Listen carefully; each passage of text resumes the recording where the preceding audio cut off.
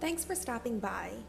In this video, we'll show you how to go live on multiple destinations at the same time. To start, let's work in your Facebook and Encoder workflow.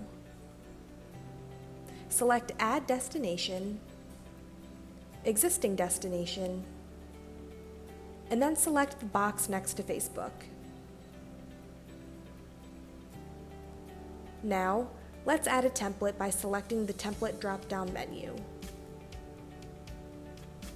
Now, let's do the same in our YouTube, Periscope, and more workflow. Once again, select Add Destination, Existing Destination, and then select the boxes next to your YouTube, Periscope, and Twitch destinations. Once again, add a template,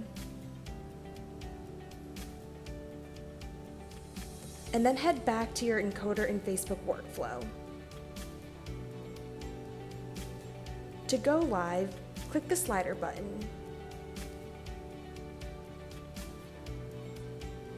and then click the link button in the upper right section. This will allow you to go live on your YouTube, Periscope, and Twitch pages. Click the slider button, and you're now live on all of your streaming destinations.